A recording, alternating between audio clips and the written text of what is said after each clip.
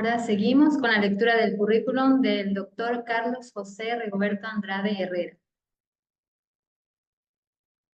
Economista, Pontificia Universidad Católica del Ecuador. Máster en Economía, Universidad Torcuato Di Tella, Buenos Aires, Argentina. PhD en Economía Aplicada, Universidad Autónoma de Barcelona. Universidad Camilo José Cela Madrid, España. Su experiencia docente. Pontificia Universidad Católica del Ecuador, UCE. Escuela Politécnica Nacional, Universidad San Francisco de Quito, Universidad Andina Simón Bolívar, Universidad Internacional del Ecuador, Instituto de Altos Estudios Nacionales, Bolsa de Valores de Guayaquil y la Universidad Estatal de Guayaquil. Recordar a los asistentes que pueden hacer sus consultas al finalizar la intervención. Buenas noches, estimado economista Carlos Andrade. Le doy paso a su intervención. Muchas gracias, Katy. Igualmente para todos ustedes, chicos, un saludo muy grande. La verdad que me complace poder participar. Bueno, la segunda vez que voy a estar con ustedes. La primera ya lo estuve hace un tiempo atrás, allá directamente en la universidad de ustedes, en la facultad, creo que de Economía. Y bueno, ahora vamos a ver unos temas bastante relevantes sobre política fiscal. Y algunas reflexiones que vamos a hacer con respecto a esta situación conflictiva que vive el país, ¿no? Pero bueno, vamos a ver. Entonces, aquí estoy, no sé si se me ve bien, pero espero que podamos compartir un poco de esto. Yo no soy político, soy un técnico, soy un docente universitario, de tal manera que conmigo van a haber algunos temas que son muy relevantes para ustedes dentro de su desempeño, ¿no? Como profesionales de formación que son. Y bueno, eso lo vamos a ver. Entonces, no sé si la presentación la pongo yo o la ponen ustedes, no tengo muy claro eso. Ah, ponen ustedes, perfecto. Ok, vamos a hablar, ¿no es cierto?, del tema de lo que son las finanzas públicas. Y en la primera clase de finanzas decimos los profesores, no hay nada gratis en la vida. Cuando alguien a usted le invita a salir, cuando alguien le invita al cine, cuando alguien le invita a algún lado, obviamente algo quiere de usted. Entonces, en finanzas no hay nada gratis. Entonces, son cositas que vamos a ver, ¿no? Y un poquito para reflexionar lo que el anterior ponente señalaba hace un momento, ¿no?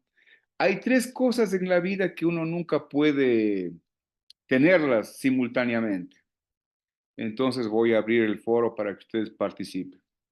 Cuando ustedes son jóvenes, pueden elegir entre tres cosas: salud, tiempo y dinero. Cuando ustedes entran a la universidad, ¿qué tienen? Tienen salud y tienen tiempo. Cuando ingresan a trabajar, ¿qué tienen? Tienen salud y tienen dinero. Y cuando se jubilan, tienen tiempo, dinero, pero no tienen salud. Entonces, un poco es esto, ¿no? O sea, explicar cómo las finanzas públicas pueden ayudar a explicar esta trilogía que lo expresamos, ¿no es cierto?, en el modelo de Mundell y Freeman, que ustedes deben haberlo visto cuando hablamos de tipos de cambio fijos y tipo de cambio flexible. Ok, vamos a la primera lámina, por favor, y empezamos. Ok, entonces hablar de finanzas públicas, chicos, es hablar de los recursos públicos que están a disposición del gobierno y cómo estos recursos son utilizados en distintas actividades, y estos recursos provienen de los ingresos, ¿no? Que lo vamos a ver un poquito más a detalle. Entonces, estos son algunos aspectos que vamos a considerar. No sé si la siguiente lámina nos ayuda, por favor. Eh, Creo que hay un problema. Katy está con la presentación anterior. Yo le mandé una presentación nueva. ¿Puede revisarle, por favor?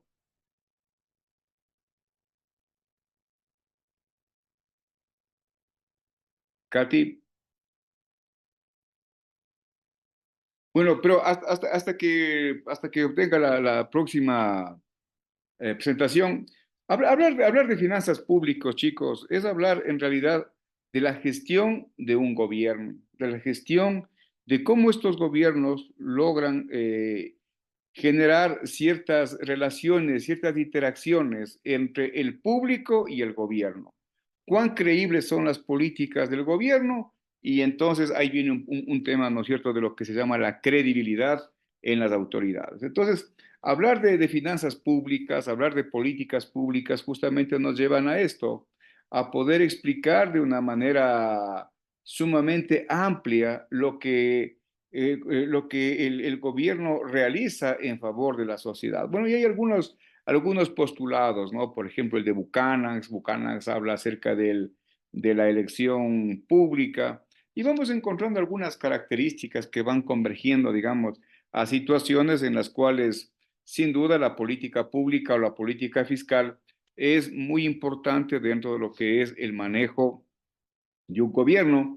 Y bueno, parece que la señora Ginata no estuvo con ustedes, pero en un esquema de dolarización uno debe tener una estricta conducta fiscal. Es decir, en dolarización no debe manejarse alegremente los fondos, y cuando digo alegremente es que se debe manejar correctamente los fondos públicos.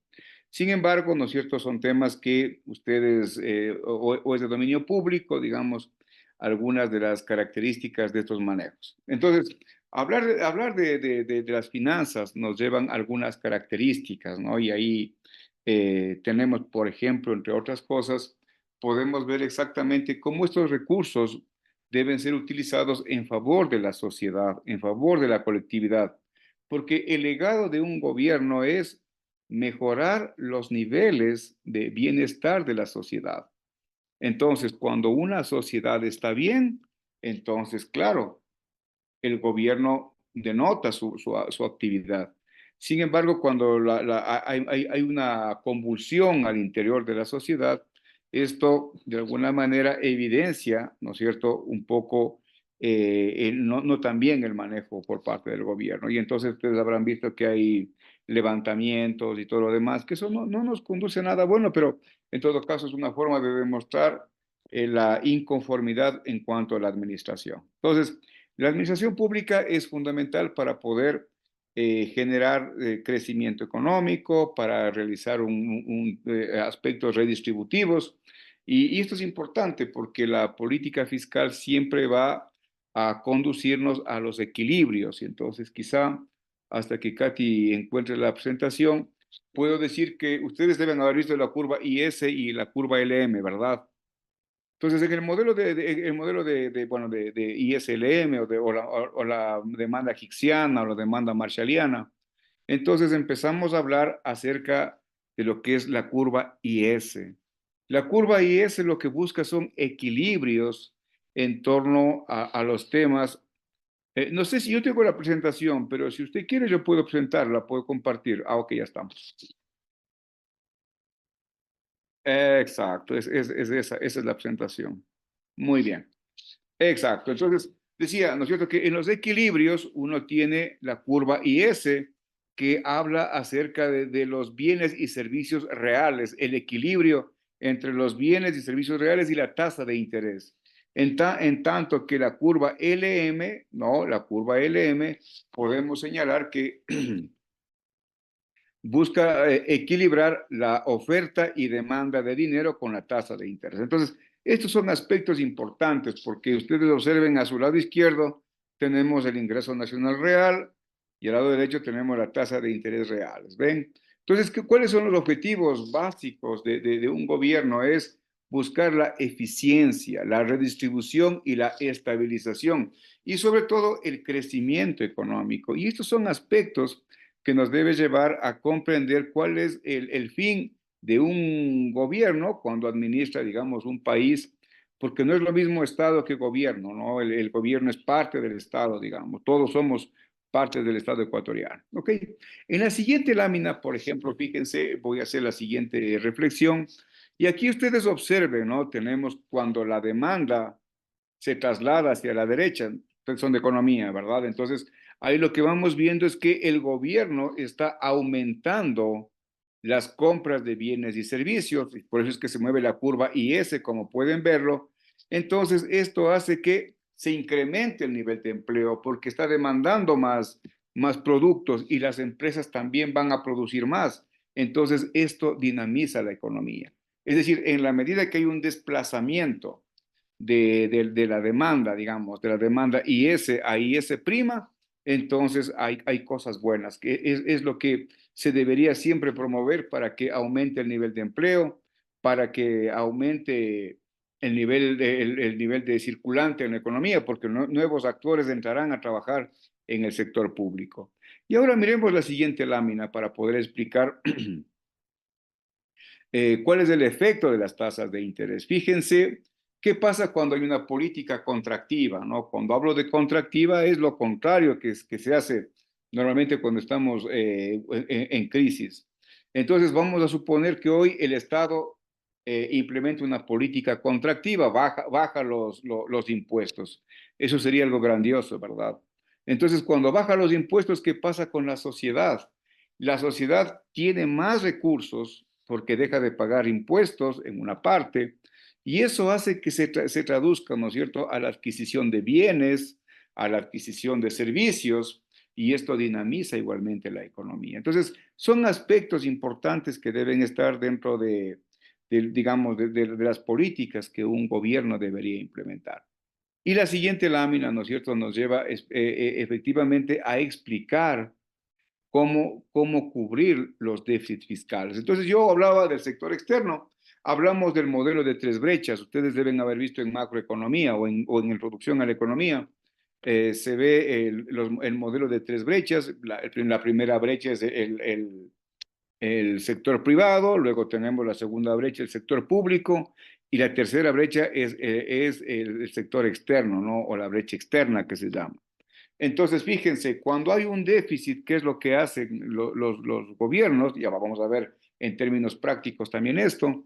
Entonces, generan más impuestos y a través de esos impuestos aumenta el ingreso nacional, como pueden verlo, y luego genera un superávit en las finanzas públicas. Entonces, esto es interesante explicar porque a veces nosotros vemos que nos suben los impuestos pero muchas veces no encontramos la explicación para poder decir, sí, efectivamente, suben los impuestos porque tenemos que cubrir un déficit fiscal. ¿Okay? Y la siguiente lámina que ustedes van a revisar, ¿no es cierto? Es una lámina, perdón, en la cual nosotros ya empezamos a hablar del sector público no financiero. Entonces, pasemos de la siguiente lámina, por favor.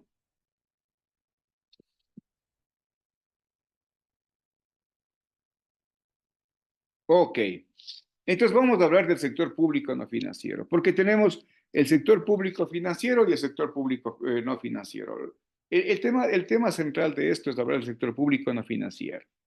Entonces, fíjese, entre el 2018 y 2023, el sector público no financiero tuvo déficits.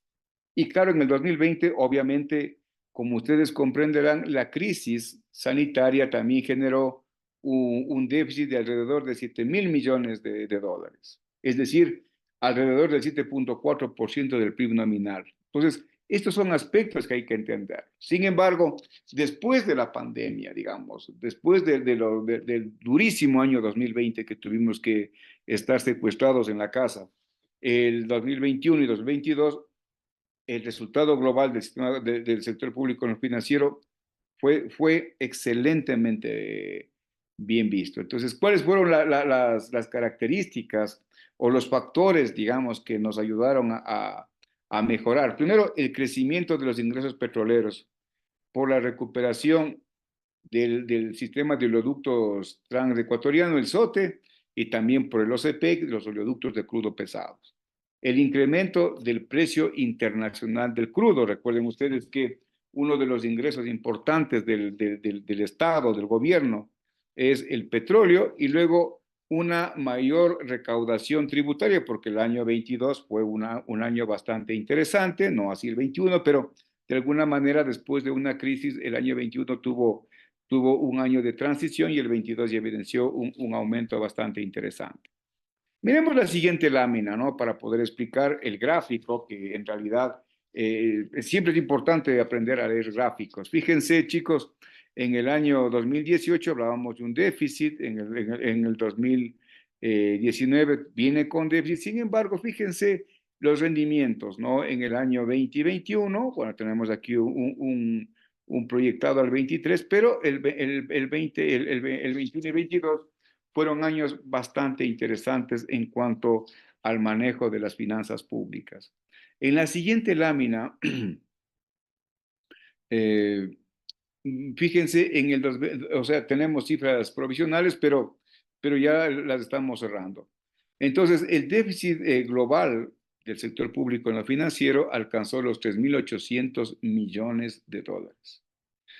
¿Cómo se explica esto, no? Bueno, en el 2023 tuvimos algunos inconvenientes, hubo una disminución del 15%, fíjense, de los ingresos petroleros, por una reducción del precio del barril de petróleo en promedio de 19.3 dólares por barril, y también una reducción en la producción del 1.2%.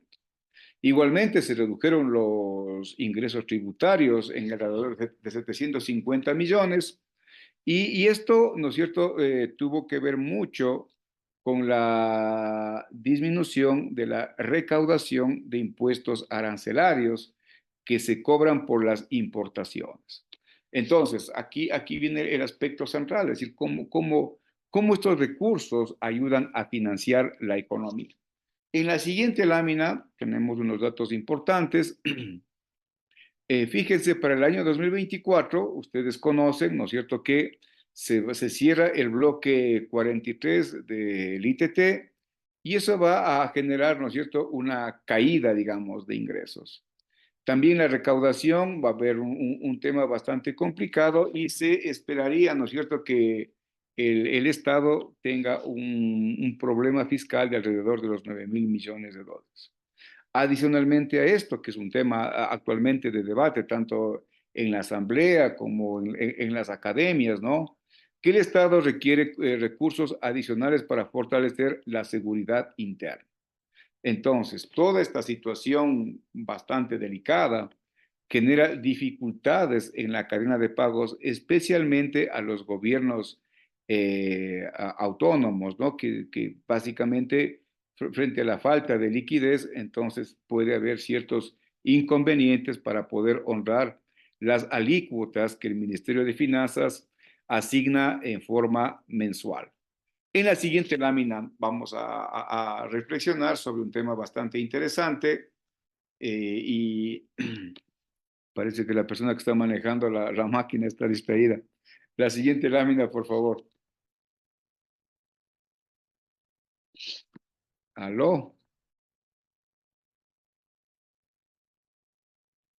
Y la siguiente lámina, por favor.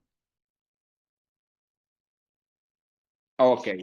Entonces, aquí vamos a ver algunas cositas bastante interesantes, ¿no?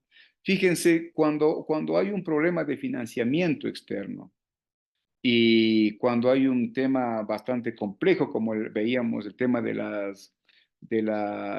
aspecto del petróleo, ya se me pasó. Regrésese una, por favor.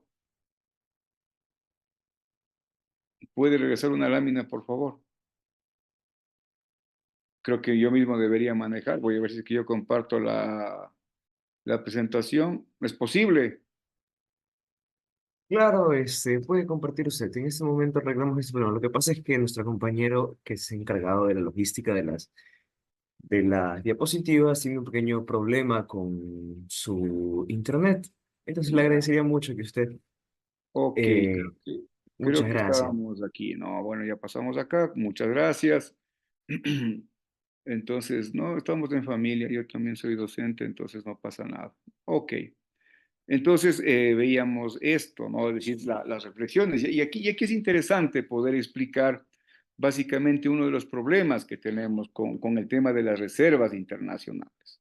Cuando hablamos de reservas internacionales, estamos hablando de un tema bastante importante, es decir, cómo el gobierno, ¿no es cierto?, el Banco Central, que es el que administra estas reservas internacionales, hace frente a ciertos compromisos que tiene el gobierno o el Estado, digamos, para algunas actividades. Entonces, aquí ustedes ven que en estas situaciones bastante complejas, estamos llegando a niveles muy parecidos a los de la pandemia, en los cuales estamos ahora prácticamente llegando a 4.836 millones y es muy parecido al tema de pandemia, como pueden verlo. ¿Ven? Entonces, ya esta es una preocupación para el gobierno, para las autoridades monetarias. Como ustedes pueden observar, la trayectoria bastante errática, digamos, o volátil, ¿no es cierto?, de las reservas se evidencian en esta lámina. Ok, entonces, esta disminución de la reserva internacional obedece principalmente, ¿no es cierto?, al pago de la deuda, porque uno de los temas importantes, cuando nosotros nos hacen un préstamo, uno debe honrar esas obligaciones, debe pagar esas obligaciones. Entonces, cuando pagamos esas obligaciones, entonces, claro, uno queda un poco más tranquilo. Y también, ¿no es cierto?, esto tiene que ver básicamente por la caída de los precios del crudo, que también afecta al heraldo nacional. Entonces, en este contexto, reducir el déficit fiscal, ¿no es cierto?, lo que hace es permitir un correcto funcionamiento, ¿sí?, de las finanzas públicas y de la dolarización, que son de los esquemas interesantes. Sin embargo, para eso es importante generar algunas características, ¿no? Y sobre todo, cómo adquirir préstamos en condiciones bastante favorables. Sin embargo, también hay que entender, digamos, que los mercados funcionan en torno al mercado y es un tema importante. Ok, entonces, ¿qué es lo que se promueve, no es cierto? Dentro de esto, bueno, prácticamente parecería que ya se aprobó el cambio, ¿no?, de 12 al 15% del IVA, que esto generaría alrededor de 1.300 millones de ingresos adicionales por año. Y entonces a veces uno se pregunta como estudiante, ¿por qué? ¿Por qué lo hacemos esto? Bueno, principalmente porque la recaudación es inmediata. Entonces, cuando usted ahora esto va a entrar en vigencia a partir del 1 de abril, entonces la gente va a empezar a comprar lo más pronto posible, digamos, en el mes de febrero y marzo que nos queda, porque en el mes de abril empiezan ya el cambio de tasa, digamos, impositiva. Entonces, esta reforma, para tranquilidad de ustedes, estudiantes, y de los ciertos profesores, no va a afectar mayormente a la clase pobre, dado que alrededor del 90% de los alimentos que conforman la canasta básica familiar, ¿no es cierto?, no se verán afectados con este IVA, al igual que el 63% de productos y servicios. Entonces, esto es interesante porque a veces desde el punto de vista técnico, ¿no es cierto?, poder explicar esto es bastante sencillo. Sin embargo, en términos políticos es un poquito complejo. Igualmente, esta variación, digamos, de 3 puntos del 12 al 15%, no va a tener un efecto mayoritario en el tema de inflación, sino que eso va a ser algo marginal. Entonces, es interesante compararnos con los vecinos, ¿no es cierto? Hablamos de los países de la región y vamos a ver exactamente cómo nos encontramos en la siguiente lámina. Fíjense, nosotros ahí lo que estamos observando, ¿no? Mire, el Ecuador tiene una tasa, un IVA del 12%, actualmente Paraguay el 10%, y fíjese los otros países, ¿no?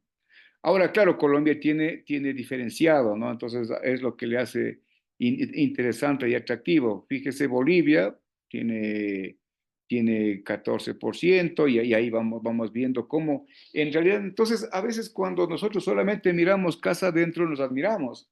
Sin embargo, cuando uno hace un análisis ya un poco más frío, un poco con estadísticas, uno puede explicar exactamente que el IVA, ¿no es cierto?, es una forma, de hecho, que afecta a todos, no nos afecta a todos, sin duda, porque todos vamos a pagar este impuesto indirecto. Pero bueno, eso es lo que ocurre en la vida. Hay que empujar, cuando hay crisis hay que empujar. Por eso es que le escuchaba al ponente anterior, ¿no? Y por ejemplo, permítanme comentarles, cuando uno está en crisis, pero ahora el Ecuador no está en crisis, el Ecuador está en una reactivación de la economía. Entonces, el PIB, por ejemplo, en el año 2022 tuvimos un crecimiento del 6.2% con la nueva fórmula de cálculo, ¿no? Que es una base móvil, que más adelante podríamos conversar sobre eso. Ok, entonces para ello, lo que se ha promovido, ¿no es cierto?, es la autorretención del impuesto a la renta para los grandes contribuyentes. Y bueno, eso está aprobado en la ley del 2023.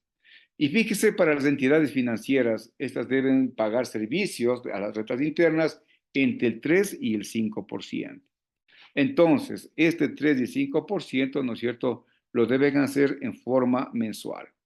Entonces, claro, también debemos considerar que está para el segundo debate el proyecto de ley orgánica para entrar en el conflicto armado interno, la crisis social y económica propone un impuesto temporal entre el 5 y el 25% que se gravarán a bancos, cooperativas de ahorro y crédito y, digamos, y asociaciones mutualistas. Estas medidas en parte van a afectar el nivel de liquidez del sistema financiero, porque claro, siempre que a uno le cobran un impuesto, uno va a tener menos recursos. Y entonces esto puede generar, ¿no es cierto?, una limitación en el otorgamiento de nuevos créditos, especialmente para los sectores productivos, para créditos de consumo de los hogares. Entonces, según las estimaciones realizadas por el Banco Central, se estima, ¿no?, que esta medida podría tener una disminución del crecimiento económico entre el 0.4 y el 1.1% para el año 2024. Entonces, ¿qué es lo que tenemos que analizar en el contexto? La solución a la crisis, porque a veces lo que uno busca es soluciones y lo que uno quiere es buscar un medio por el cual uno pueda arreglar los inconvenientes. Entonces, esta crisis fiscal, ¿no es cierto?, como lo señala el Premio Nobel de Economía, Kenneth Arrow, tanto la salud como la educación son bienes meritorios. Cuando hablo de bienes meritorios, estoy hablando de que estos bienes deben ser otorgados por el Estado a toda la sociedad. Y en este caso, pues ahora ustedes ven también que tenemos otro ingrediente como es la seguridad, ¿no? La seguridad también es muy importante. Entonces, esto es importante, o sea, ¿cómo llegamos a esto, verdad? ¿Cómo podemos financiar estos bienes meritorios que lo llama el Premio Nobel de Economía? Bueno, primero es focalizar el subsidio a los combustibles. Entonces, y ahí viene un tema bastante interesante. Deben pagar los que sí podemos pagar, ¿no es cierto? Y adicionalmente, ustedes deben comprender que este subsidio llega alrededor de 3.265 millones. Entonces, esto es lo que también ha generado en cierta medida el contrabando, ¿no? Bueno, en balanza de pagos, chicos, no existe la palabra contrabando, se llama comercio no registrado en términos técnicos, de tal manera que hablar de contrabando, no se habla de contrabando, que es una palabra muy coloquial, pero tendríamos que hablar ahora de comercio no registrado, que efectivamente se lo utiliza en el tema para vender informalmente el combustible. Entonces, para ello, ¿qué es lo que cuáles serían las medidas de solución? Uno de los aspectos fundamentales es que el IVA debe aprobarse para que estos 1.300 millones permitan, digamos, obtener los objetivos planteados por el gobierno. Y luego la focalización del subsidio de los combustibles, ¿no? Y luego, ¿no es cierto que es importante esto? Es contribuir al buen desempeño de la economía y a la sostenibilidad de la dolarización en el país. Toda esta información ustedes la pueden encontrar en el Banco Central.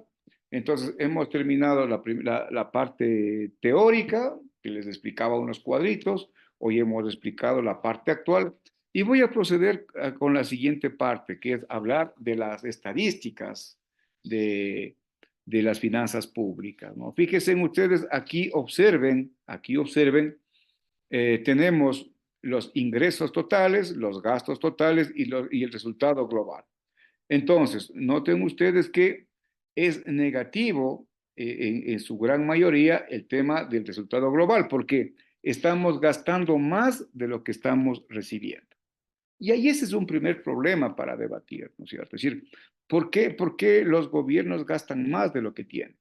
Entonces, ahí vienen algunas teorías, ¿no es cierto? Es decir, eh, hay que aumentar los impuestos. ¿Y quién termina pagando? Y aquí un poquito para explicar, ¿no es cierto? ¿Por qué a la gente le encanta o le gusta que suban los sueldos $10 al fin de año, cuando eso es completamente nocivo para la economía de cada familia? Porque los empresarios, cuando suben los sueldos, lo que hacen es trasladar al precio final de los bienes, y quienes terminamos pagando el aumento de salarios somos nosotros.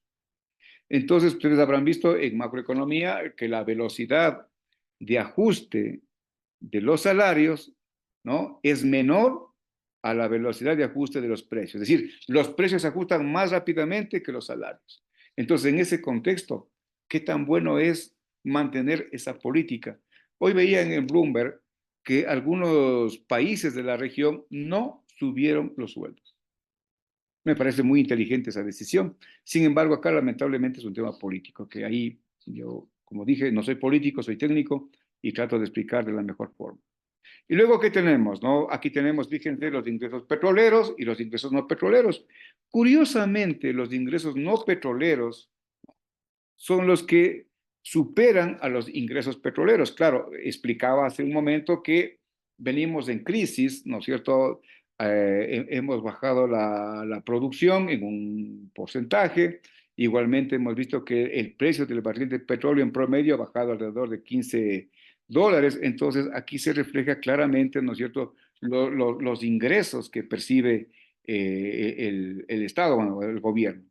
Y aquí uno de los aspectos interesantes que ustedes pueden observar es la relación existente, ¿no?, con los diferentes impuestos que tenemos. Fíjense, el impuesto a la renta genera en el 2023 alrededor de 3.668 millones, el IVA 4.719 millones, el ICE 625 millones, los derechos arancelarios que se pagan por las importaciones 890 millones y otros impuestos. Entonces, noten ustedes cómo viene la variabilidad, ¿no es cierto?, del tema relacionado con la parte impositiva. Luego de ello pasamos a los gastos, porque también, así como mostramos los ingresos, también mostremos los gastos, ¿no? El gasto permanente. Usted habrá visto que tenemos ingresos permanentes y tenemos ingresos transitorios o no permanentes también, que se llaman. Cuando hablamos de gasto permanente, estamos hablando de sueldos. Principalmente el sueldo es un gasto permanente, una erogación del gobierno para honrar a los trabajadores, ¿no es cierto?, del sector público. Y el gasto no permanente, entonces los gastos no permanentes se los realiza, por ejemplo, en tema de inversiones de carreteras, de hospitales, de puentes. Entonces esos valores son inferiores, como ustedes pueden observar. Pero, sin embargo, esto también suma dentro de lo que es el presupuesto de los gastos totales. Y luego paso a la parte interesante, ¿no?, que me parece muy importante. Cuando nosotros empezamos a hablar, fíjense, de los diferentes sectores, servicios generales, educación y cultura, salud y desarrollo. Y fíjense, estos son todos los recursos que se asignan básicamente, ¿no es cierto?, en favor de la sociedad, que los gobiernos buscan o promueven en todo momento mejorar los niveles de bienestar de la sociedad. Finalmente, puedo decirles que un buen manejo de las finanzas públicas por parte del gobierno nacional es uno de los principales aspectos, ¿no?, que van a ayudar al correcto funcionamiento del esquema monetario de dolarización. Esto que nos va a implicar, ¿no es cierto?, que estos ingresos permanentes deben ser lo suficientemente sostenibles en el tiempo para cubrir los gastos del sector público.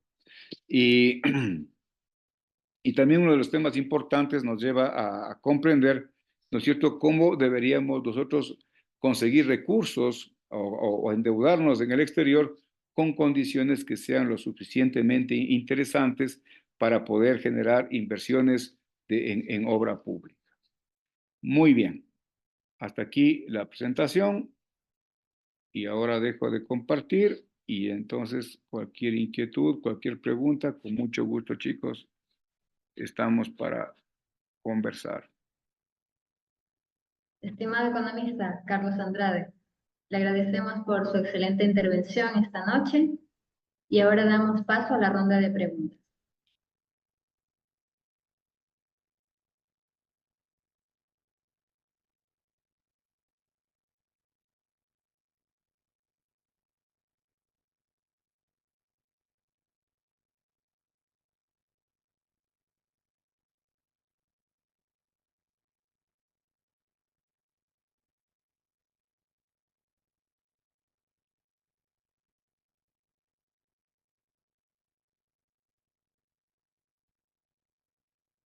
Adelante. Bueno, bueno, no sé, pero yo aquí en el chat tengo muchísimas preguntas. Listo. Disculpe, doctor. Ahora sí, vamos a empezar con la ronda de preguntas. La primera viene por parte del estudiante Loaiza Becerra Niurka Solange, con la duda de cómo se puede garantizar que las políticas fiscales sean justas y equitativas, protegiendo a los grupos más vulnerables y qué medidas se están tomando en los últimos años para mejorar la sostenibilidad fiscal.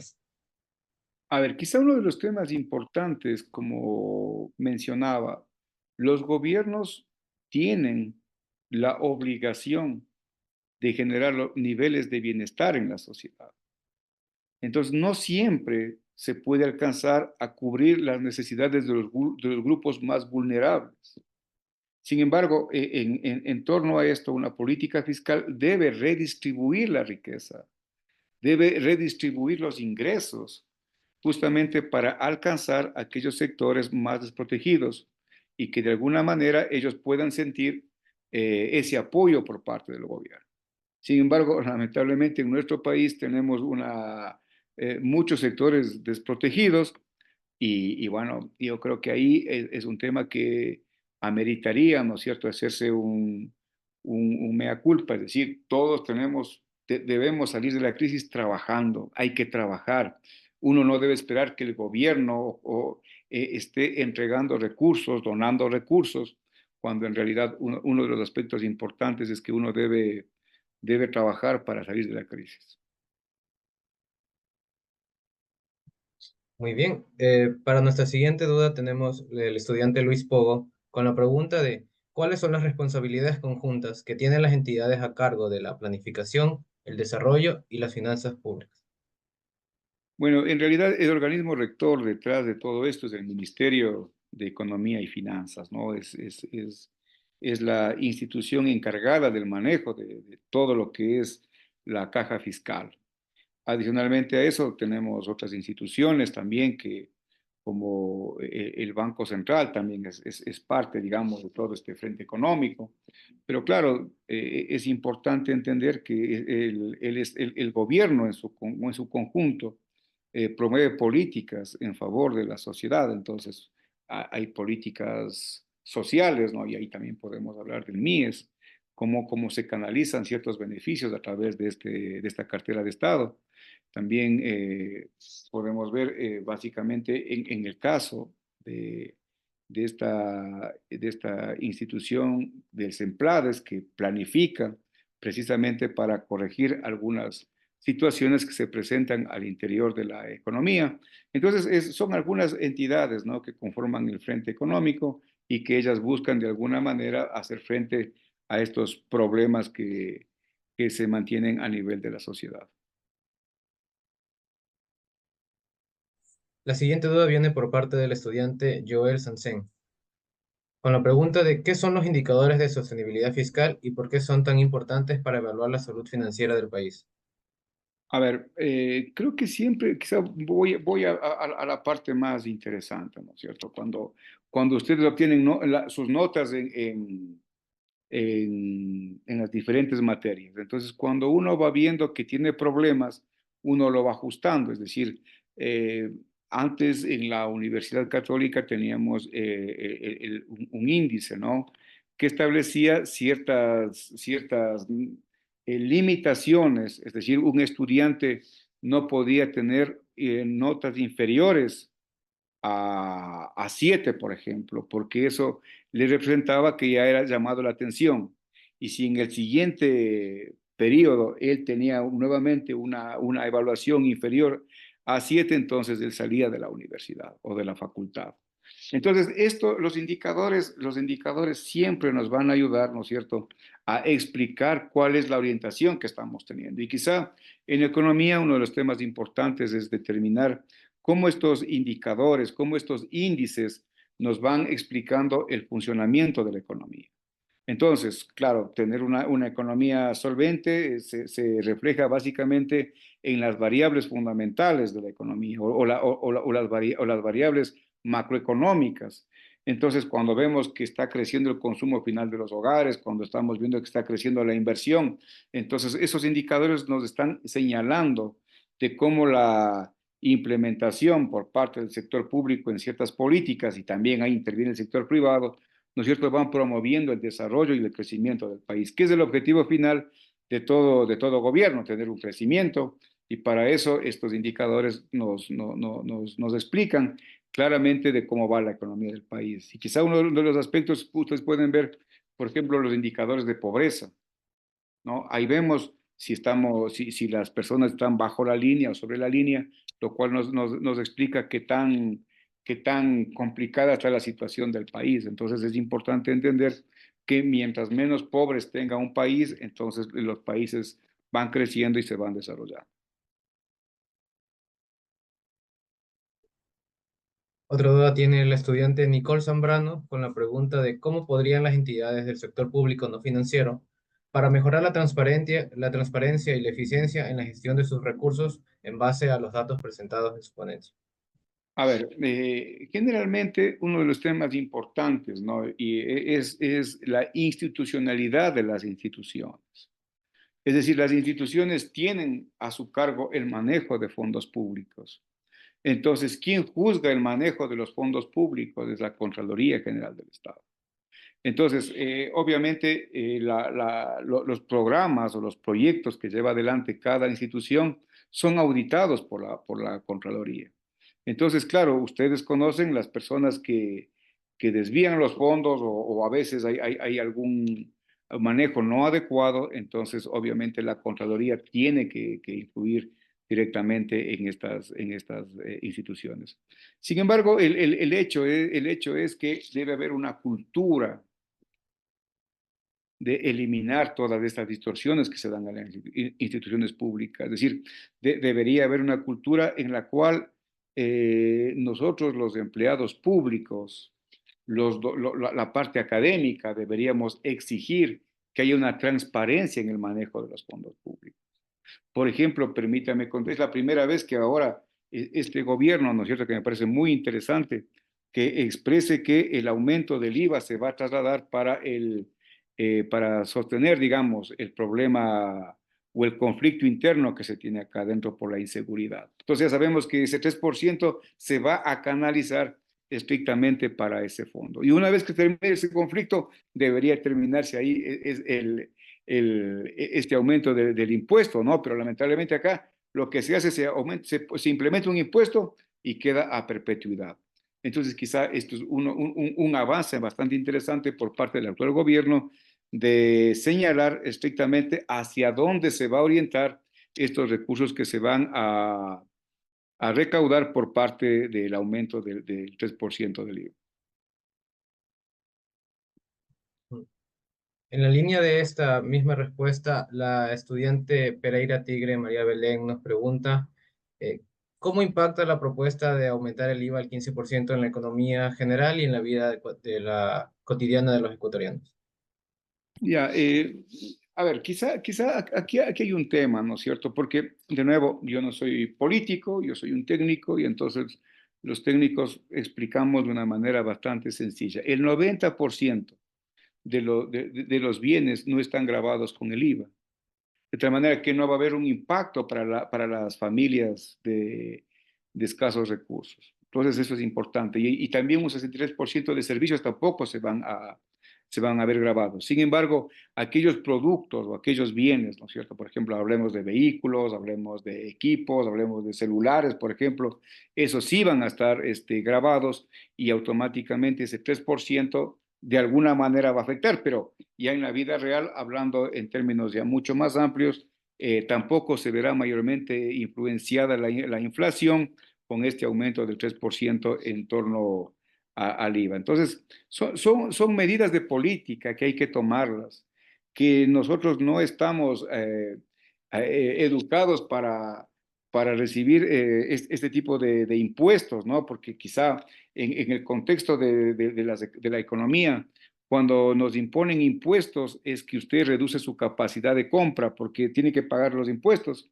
Y entonces ese es un tema que deberíamos generar una cultura de pagar impuestos, porque los impuestos precisamente van a un beneficio social. Y creo que ese es uno de los puntos que, por ejemplo, Buchanan lo habla de eso, ¿no? Buchanan cuando habla de la elección pública, exactamente, es que los políticos deberían orientar a mejorar el nivel de bienestar de la sociedad. Entonces, pero a veces, como Buchanan lo señala, los políticos siempre van a ver su interés propio y después verán el interés común. Entonces, esos son aspectos que hay que ir cambiando, hay que cambiar la cultura al interior de nuestro país en torno a eso.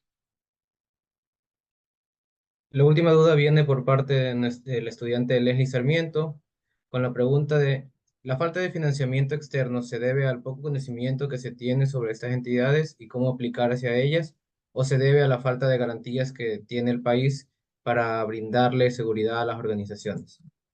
A ver, quizá debe estar claro a nivel internacional, ¿no? Estamos atravesando niveles de inflación bastante interesantes a nivel mundial. Entonces, siempre la inflación es un enemigo, digamos, que está presente en las economías. Entonces, los países tienen crédito cuando son buenos pagadores, y en este caso el Ecuador es un país que siempre ha honrado sus obligaciones. El único tema es que también ustedes comprenderán que la Reserva Federal de Estados Unidos aumentó las tasas de interés. Entonces, cuando aumenta las tasas de interés, eso afecta prácticamente a todas las deudas a nivel mundial. Entonces, la idea es conseguir créditos, ¿no es cierto?, en las mejores condiciones, y esto implica, ¿no es cierto?, que la negociación de los nuevos créditos de deuda externa que vengan al país, ojalá puedan tener tasas bajas de interés o tasas preferenciales, lo cual evitaría un mayor endeudamiento de la caja fiscal con relación a este tipo de adquisición de nueva deuda.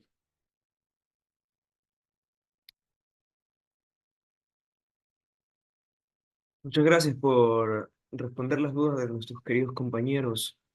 Adelante, Katy. Katy, ¿tienes algo que decirle al PhD? Sí, gracias, Leighton. Perfecto, doctor. Le agradecemos por su magnífica intervención en esta noche, asimismo también su predisposición en este magno evento. Me parece muy interesante los temas que usted acaba de canalizar, asimismo también la toma de decisiones que es importante en nuestro país para llegar a un estado de bienestar. También agradecer a todos los estudiantes que se hicieron presentes en esta noche, mismo también a los ponentes de manera cordial que nos han podido apoyar en esta magnífica noche. También a nuestras autoridades en este importante evento. Es importante mencionar que hemos concluido la segunda fase de este ciclo de conferencias y ha sido muy fructífera. Ha sido un honor verdaderamente estar con ustedes. Gracias a todos los que se dieron cita en esta noche, en especial a la Facultad de Ciencias Empresariales y a la carrera de Economía. Leighton. Listo, muchas gracias, muchas gracias. Agradecer al ponente con su excelente participación y a nuestros compañeros. Sin antes, quiero mencionarles un dato. No sé si tal vez ya saben que hay un link para poder votar lo que es por la mascota de la universidad, de la Universidad Técnica de Machala, para que con quien nosotros nos podamos sentir representados. No sé, ustedes, los invito a que voten si escogen a Paqui la iguana o Ardi la ardilla. Ustedes deciden cuál es el que les representa a la Universidad Técnica de Machala. Los invito a votar. Y también los invito a que el día viernes se conecten a la última jornada de este magno evento. Te encontraremos con invitados de lujo, la verdad, eh, con temas muy interesantes y que se podrán aportar a su desarrollo estudiantil. La verdad, agradezco mucho, mucho al PhD Carlos Andrade con su ponencia. El- no sé, tal vez el ingeniero, doctor Virgilio, ¿quiere decir algunas palabras?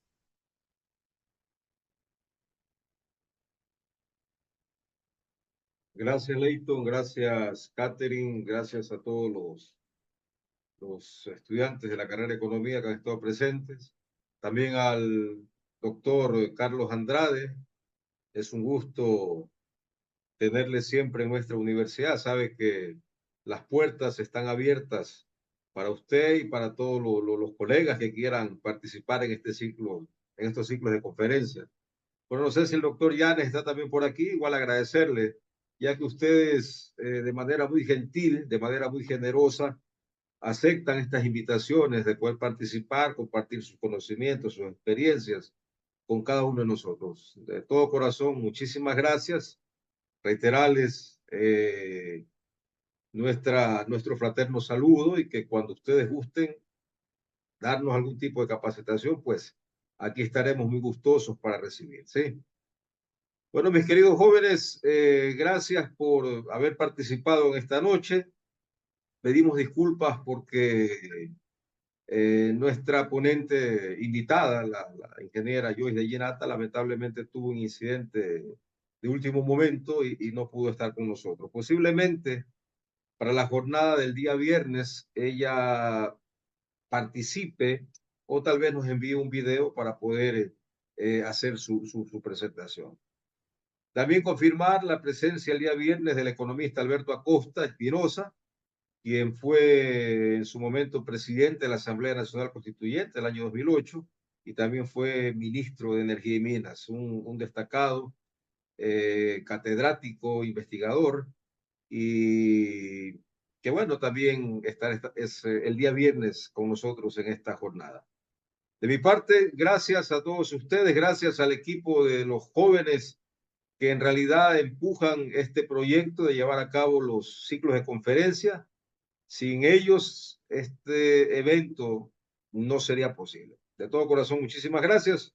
Un abrazo fraterno y nos vemos el día viernes a las 7:30 de la noche. Saludos a todos. Gracias. Y muchas gracias, chao, hasta luego. Gracias, doctor. Muy amable. A la orden.